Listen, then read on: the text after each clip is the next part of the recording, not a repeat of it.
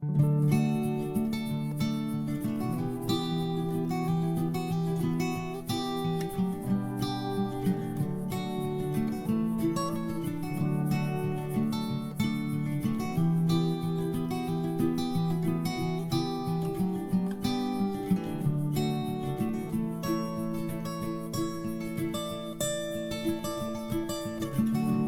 there, Lydia, let's stop here for a while. Let's appreciate the mile we're on. And hey there, Lily, let's go walking for a while. Let's stop talking for a while, then move on. But if I stay, I will never live it down. I will only hang around and dissolve. And if I leave, I will never touch the ground, and I will never hear the sound of your voice.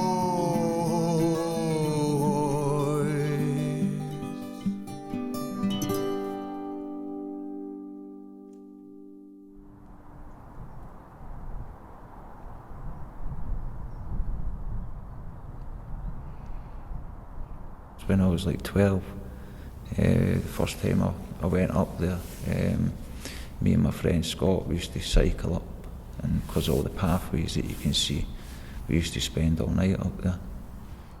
For myself, it helps rationalise things and put things into perspective. I don't like being in closed spaces, so when I'm up there, I feel that I'm thinking a lot straighter. Plus, I've been through periods of homelessness where I've decided I'm just going to head up the hills, and I've stayed up there for 4, 5, 6 months at a time, just because I was losing it a bit, just to try and get my head back onto, just try and get my life onto back on the rails, and that's where I felt like I needed to do it. If I stay, I will never live it down. I will only hang around and dissolve.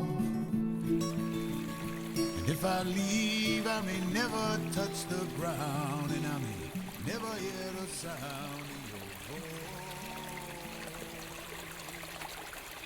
Well, that was a spot I went to quite a lot when my head was completely messed up, and I couldn't get any peace or quiet and serenity in about me. If I went up there, I could sit there and listen to the water running, and very, very seldom did anybody come along except somebody with their dog or something, you know, and you got a wee chat with them and that was it. Well, my key worker down at the hostel, Michelle, she's brilliant, and then getting to come on this course really boosted my confidence. I could feel I'm moving on, you know, get my life back into some sort of form of normality. Another smile and I'd laugh. But if you stay here, you will only let me down.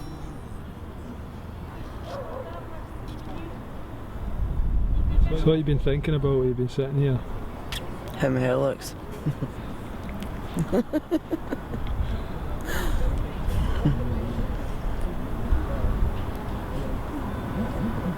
It's just so calm up here though, eh? It's like so busy. Like when you're just like leaving the hostels and even in the hostel, walking the streets of Edinburgh. It's like busy everywhere. So it's good to just get away from everybody and come up here.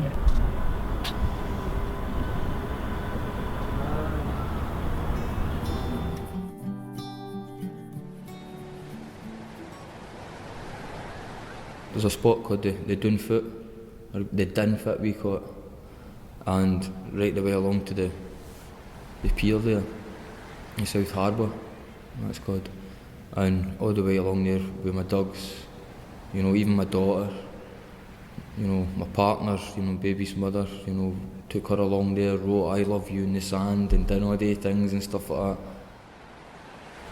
So to look back at me being that young person, thinking that was so mature, when really I was so naive. But now, I don't know whether I'm doing it again because I feel so mature again, because I'm knowing the dark side. You know, managed to fight the demons before I went into the blue triangle, and there's that support network there that makes it possible for you to move on in your life and do that and concentrate on where you want to get to. The wee bandstand, that's a place that you tend to find lots of people sitting at, just because it's a quiet spot and it's somewhere that you're away from everything and just spend wee bits of time and effort, and it gives you a wee bit of reflection time to think about it. Homelessness is a stigmatised thing, and people expect everybody that's homeless that they have got a problem, do you know what I mean? But everybody's circumstances are different, you know what I mean? There's people that are homeless because they might have lost a house to not being able to afford to pay the mortgage or so, or separating for a partner, and then that becomes homeless, and then you tend to find out that people just look at it and think, oh, he's homeless. The stigma that's associated isn't really there, do you know what I mean? And we're each and one is, we're all equal, and it's just through personal circumstances, but people need to know. Carlton Hill, it's so tranquil and peaceful, but it also brings back memories for me of where I've been in the city, where I've lived,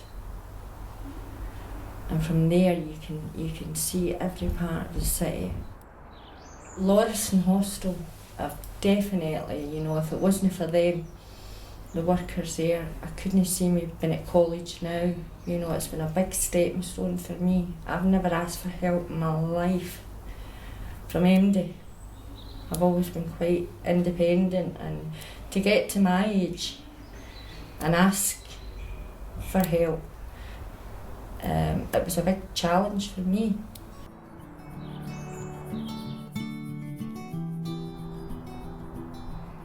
I think the main thing is actually having a project that I can focus on and actually use the camera and feel like it's actually being used for something.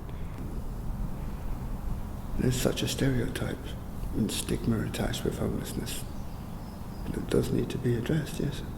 And if you can get people thinking of people as people rather than just a homeless person, it's a big step. Emotions hit the floor, so I ran.